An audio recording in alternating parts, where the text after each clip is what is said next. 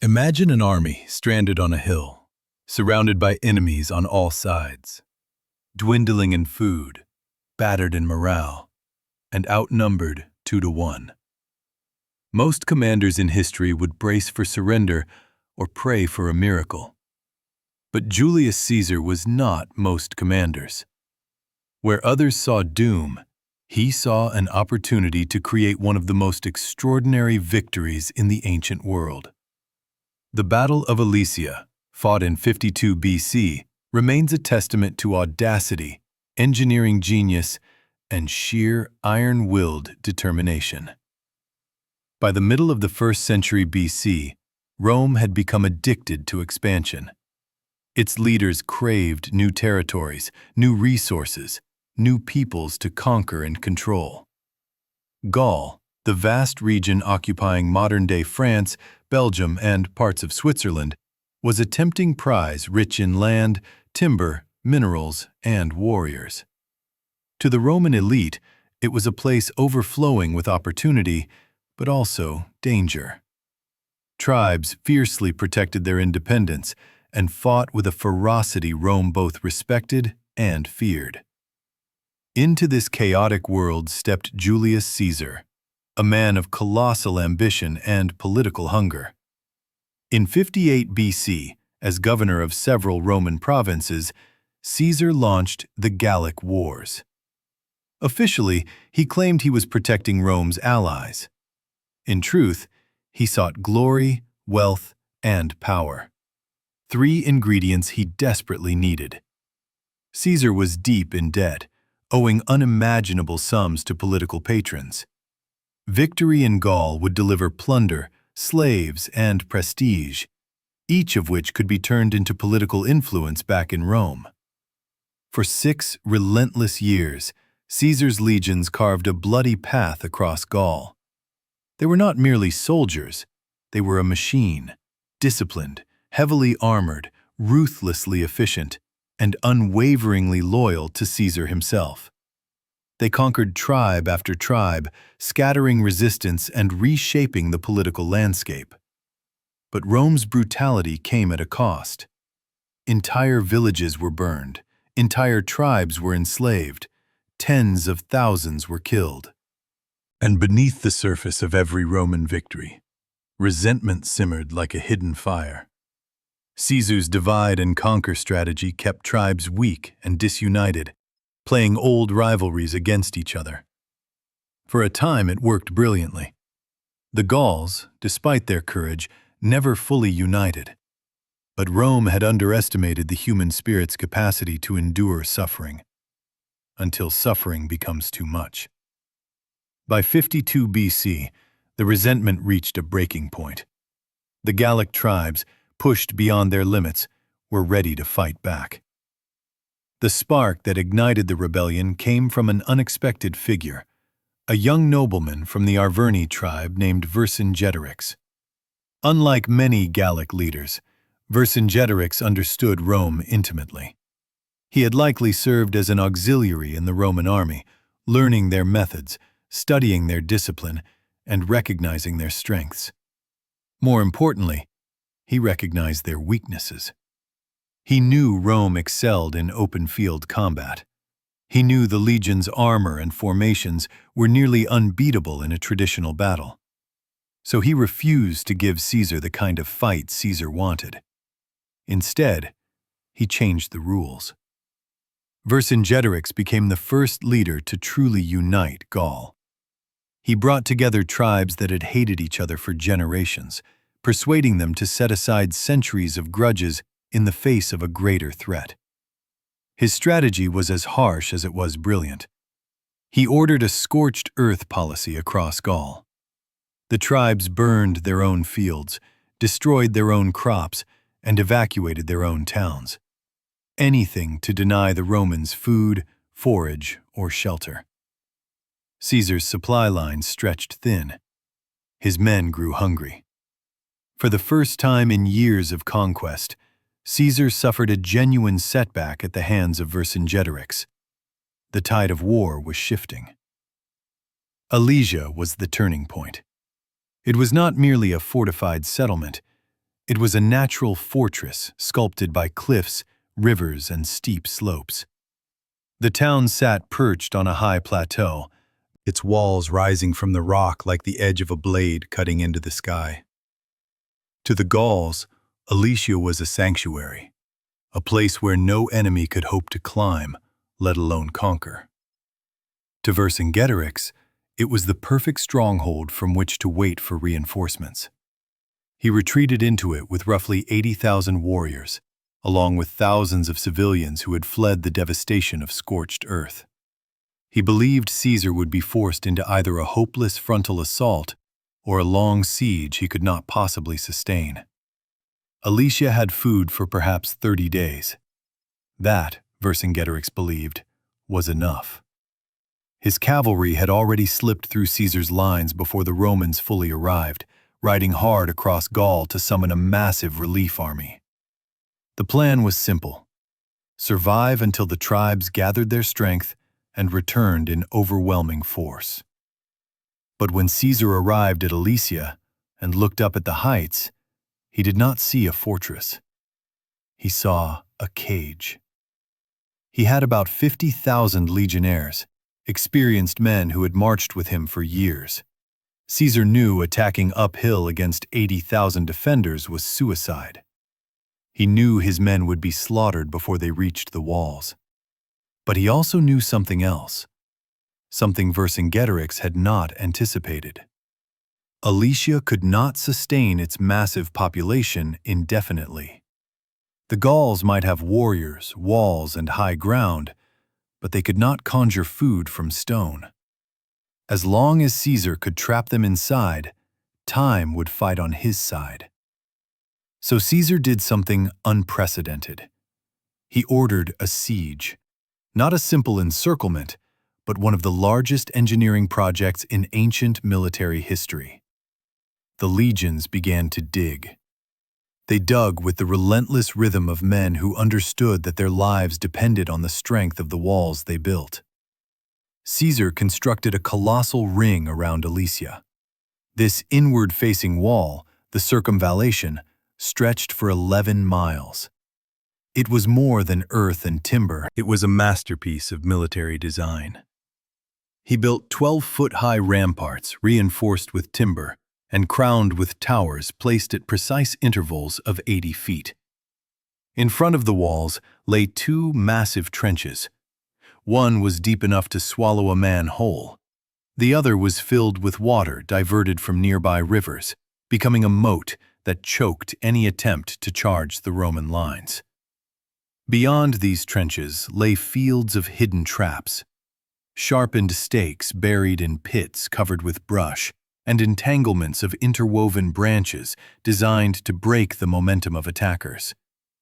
Anyone who rushed the Roman defenses would bleed before they even touched the walls. From the heights of Alesia, Vercingetorix watched this impossible construction unfold. Each day the Roman grip tightened. Each new trench carved another obstacle between the Gauls and freedom. But while Caesar focused on the fortress before him, scouts brought news that made the situation far more dangerous. The Gallic cavalry had escaped before the encirclement was complete, and they were now riding from tribe to tribe, raising a relief army believed to number in the hundreds of thousands. Caesar was no longer the hunter. He was becoming the hunted. Soon, he would be trapped between Vercingetorix inside Alesia and a massive Gallic force approaching from the outside. Caesar understood the danger instantly. If he stayed with only his inward-facing wall, he and his legions would be crushed between 2 armies.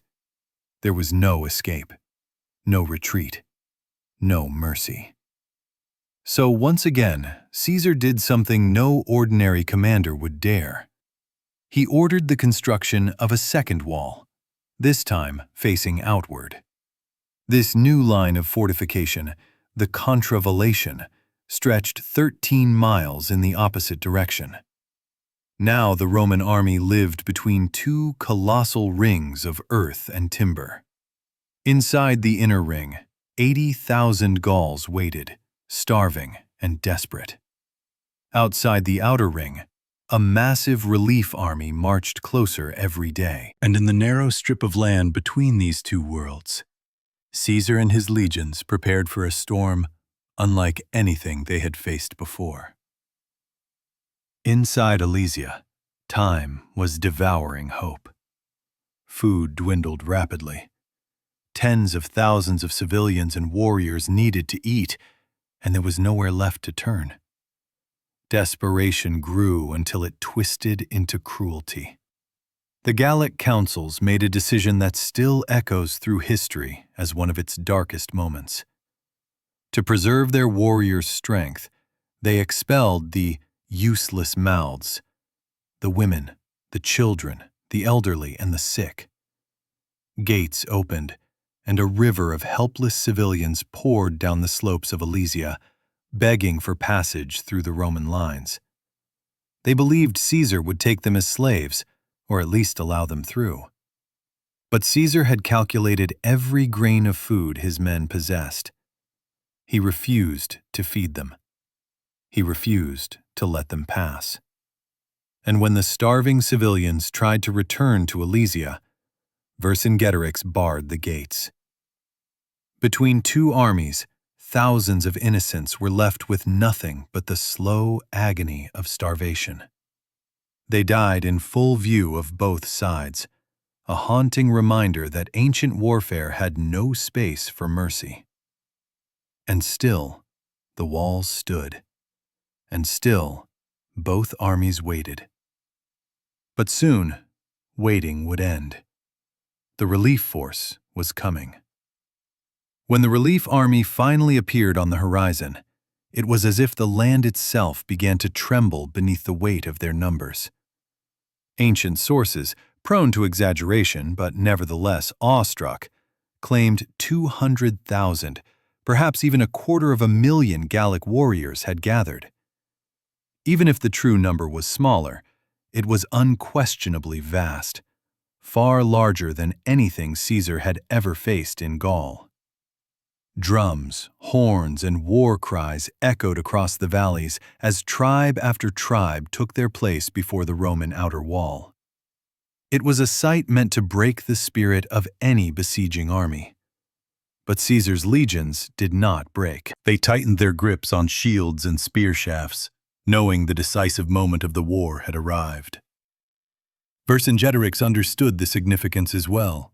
From his vantage point atop the walls of Alesia, he watched the relief force forming below. The moment he had bet everything on was finally unfolding. The plan was clear. The relief army would assault Caesar's outer fortifications, while Vercingetorix and his 80,000 warriors attacked the inner wall from behind. Caesar and his legions would be crushed between two massive forces, and Gaul would be free. It was a perfect strategy, on paper. The first assaults began before dawn. The Gallic relief army surged toward the Roman lines in waves, shouting war cries that rolled like thunder across the battlefield. They hurled javelins, sling stones, and arrows as they charged, slamming into the Roman towers and ramparts. The Romans held firm. Their discipline, their training, the years of marching under Caesar's command, everything was tested as they fought back against the relentless assault.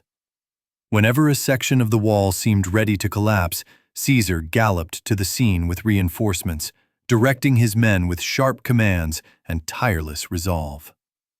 As the sun rose higher, smoke and dust thickened the air. The screams of the wounded mixed with the clash of iron on wood. The Gauls attacked again and again, but each time the Roman lines bent without breaking. Inside Alesia, Vercingetorix watched the battle unfold with growing urgency. He ordered simultaneous attacks on the inner Roman wall, sending his warriors down the slopes in massive waves. The Gauls hurled themselves at the trenches, tripping over hidden stakes, tumbling into pits, impaling their feet on sharpened spikes. Those who survived the deadly obstacles reached the walls, only to face volleys of Roman missiles raining down from above. Yet still they fought.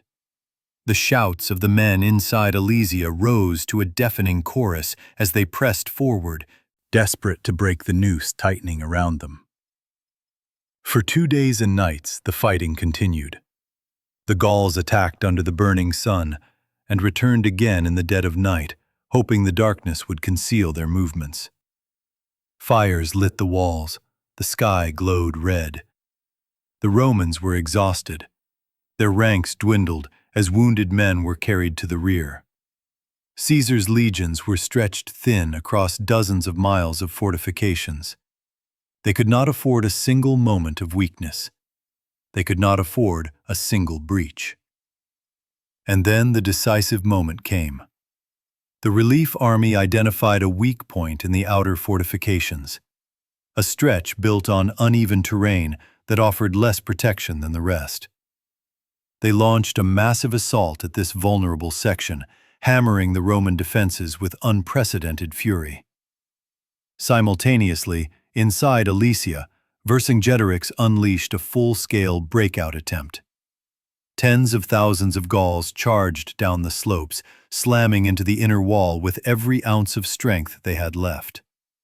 After weeks of hunger, desperation sharpened their resolve into something ferocious. They would break through or die where they stood. Caesar's situation became catastrophic. For the first time, both the inner and outer walls were under simultaneous, overwhelming attack. Roman officers raced along the lines, shouting orders as defensive towers shook under the weight of Gallic pressure. Some sections of the wall began to buckle. Stones toppled. Siege ladders clattered against the ramparts. Panic spread as Roman soldiers realized the enemy was moments away from breaking through.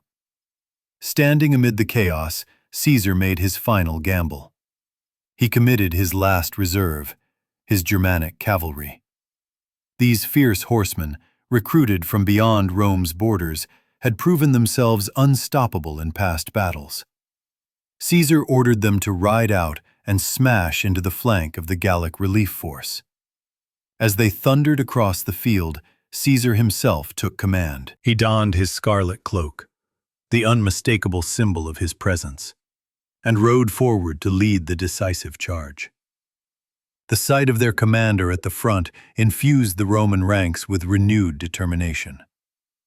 The cavalry struck with devastating force, tearing into the Gallic flank and sowing confusion. Lines wavered.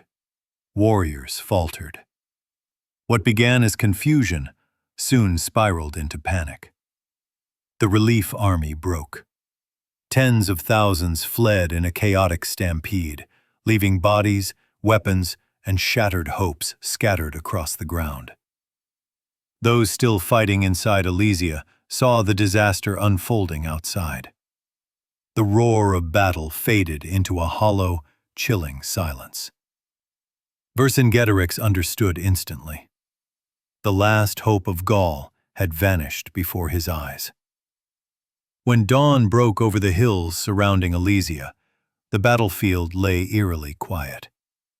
The smoke of burnt timber drifted in thin strands across the air.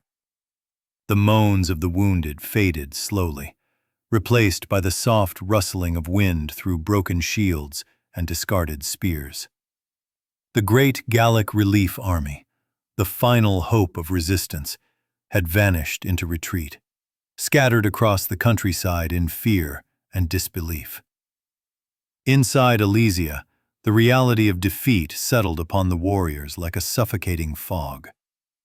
For weeks they had held on through hunger, exhaustion, and despair, believing that the thunder of Gallic reinforcements would one day shatter the Roman encirclement. But the thunder had died, and hope died with it. Vercingetorix, standing atop the battered walls, saw what his warriors saw. No more battle cries from the forests beyond.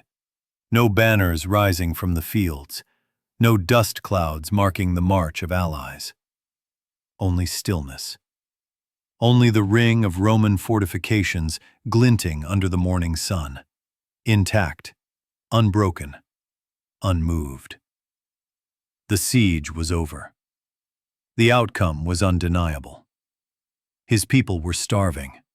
His warriors were depleted.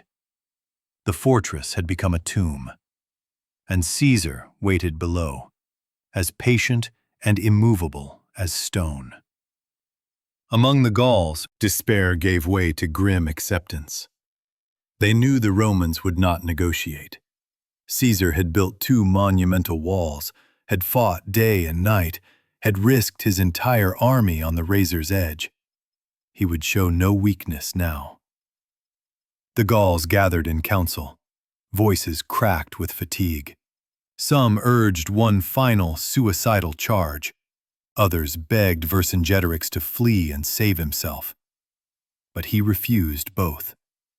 The responsibility for the rebellion was his. The unity of the tribes had been his achievement. The suffering, the losses, the devastation. These too were his to bear. And so he made a decision steeped in both honor and inevitability.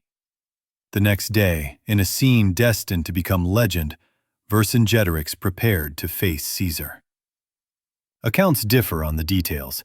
Some say he rode out on a magnificent war horse, others claim he walked, but all agree on the symbolism. He emerged from the gates of Alesia not as a fleeing fugitive, but as a leader surrendering with dignity. His people watched in silence as he approached the Roman camp.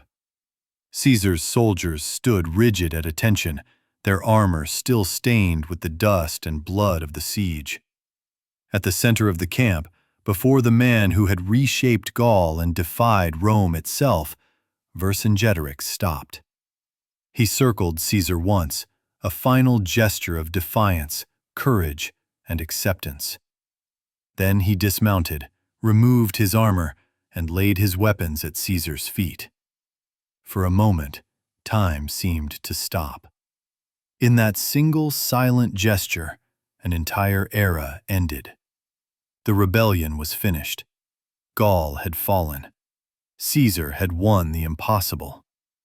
Vercingetorix was taken prisoner, but not executed immediately. Instead, he was transported to Rome, where he was kept for years in confinement. Caesar had greater plans for him. When the time came for Caesar's triumph, the grand celebration of his victories, Vercingetorix was paraded through the streets as the ultimate trophy, the living proof of Rome's dominance over Gaul. Crowds roared, trumpets blared, golden spoils glittered under the midday sun. And at the culmination of the procession, Vercingetorix was executed, fulfilling the final chapter of his defiance. But the consequences of Alesia stretched far beyond one man's fate. The fall of the fortress marked the collapse of organized Gallic resistance. Rome now ruled Gaul completely, imposing its language, its laws, its roads, and its culture upon the region. Within decades, Latin became the dominant tongue. Roman cities rose where tribal strongholds had stood. Forest paths became paved highways, connecting the far reaches of the empire. Gaul, once a land of scattered tribes, was transformed into one of Rome's richest and most important provinces. And for Caesar, the victory at Alesia was more than a military conquest. It was political dynamite. He returned to Rome not just as a successful general, but as a man whose power now eclipsed that of the Senate itself. His legions adored him. The people celebrated him. His enemies feared him. With Alesia won, nothing stood between Caesar and the destiny that awaited him. Yet that destiny came with a price. The triumph he earned in Gaul stoked the flames of civil war back home. The Republic trembled under the weight of his ambition. Senators whispered of tyranny. Rivals sharpened their blades.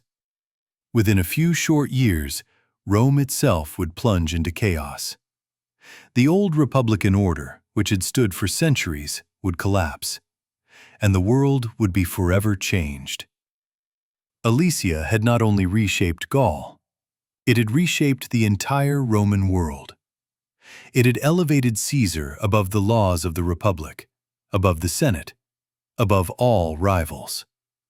It had proven, once and for all, that wars are not always won by size or strength, but by discipline, engineering, and the willingness to risk everything on a single moment. Had Caesar failed, his name might have vanished into obscurity. But because he succeeded, history remembers him as Julius Caesar, the man who conquered Gaul, broke the Republic, and set the stage for the birth of an empire. The echoes of Alesia did not fade with the dying embers of the battlefield. They rippled outward through the years, shaping the destinies of nations and the trajectory of Western history. Even long after the walls had crumbled and the trenches filled with earth, the impact of Caesar's triumph lingered like an imprint carved into the very soil of Europe. Alesia was more than a siege. It was a demonstration of the Roman mind, a blend of cold precision, unyielding discipline, and an almost unreasonable faith in engineering and order. It proved that an army devoted to structure and strategy could overcome a force far larger, fueled by passion and sheer numerical might. Across Gaul, the transformation that followed was profound. A land once divided by tribal feuds became unified under Roman rule. Roads cut straight through ancient forests, connecting distant settlements in ways the Gauls could never have imagined. Roman baths, forums, amphitheaters, and villas rose where wooden villages once stood. Children grew up speaking Latin instead of the Celtic tongues of their ancestors. Tribal customs slowly gave way to Roman law, Roman governance, and Roman ways of life. Within a few generations, Gaul was no longer a frontier of resistance. It had become a heartland of the Roman world, producing emperors, generals, philosophers, and merchants who shaped the empire's future. The land that once rose up against Rome became one of its greatest pillars. But beneath this transformation lay the memory of the man who had made it possible. Julius Caesar's victory at Alesia sealed his reputation as one of history's greatest commanders. It showcased his ability to turn desperation into opportunity, to mold fear into resolve, and to command not only armies, but the very course of events.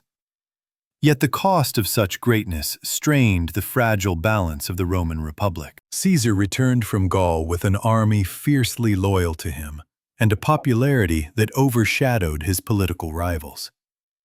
The Senate, already wary of his ambition, now saw him as a threat that could unravel the Republic's foundations. The coming clash between Caesar and his former ally Pompey would ignite the civil war that ultimately tore Rome apart. In this way, the victory at Alesia was both a triumph and a warning. It elevated Caesar, but it also set him on a collision course with the traditions of the Republic. The old system, built on shared power and collective rule, could not contain a man who commanded both the adoration of the masses and the unwavering allegiance of an unstoppable army. The seeds of the Republic's downfall were sown on the hills surrounding Alesia, watered by the blood of both Romans and Gauls. Centuries later, the story still resonates. We remember Vercingetorix not only as a defeated leader, but as a symbol of defiance, a warrior who united his people against overwhelming odds.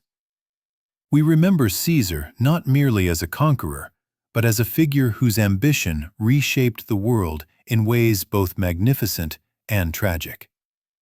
And we remember Alesia as a battlefield where strategy eclipsed strength, where engineering overcame courage, and where the fate of nations turned on the decisions of a handful of resolute men. The lesson of Alesia endures. That victory often belongs not to the mightiest, but to those who think with clarity in moments of chaos. Not to those who charge recklessly, but to those who plan with patience and precision. not to those who rely solely on numbers, but to those who understand the power of discipline, unity, and unwavering resolve. Caesar had bet everything on a battlefield surrounded by enemies, cut off from supplies, and outnumbered on both sides. It was a gamble that could have ended in disaster. Instead, it became the moment that defined his legacy. If he had failed, he would have been remembered as a reckless commander who led his men to ruin.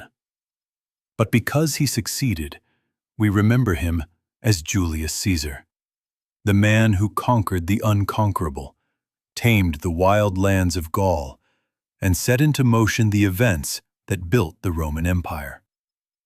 Alesia stands as a testament to the razor-thin line between ruin and glory, a reminder that history often turns on the courage to make impossible choices. And so the story of Alesia endures, not just as a tale of war, but as a reflection on ambition, leadership, sacrifice, and the unpredictable tides of fate. It is the story of a commander who would not yield, a people who would not submit, and a battle that reshaped the future of Europe.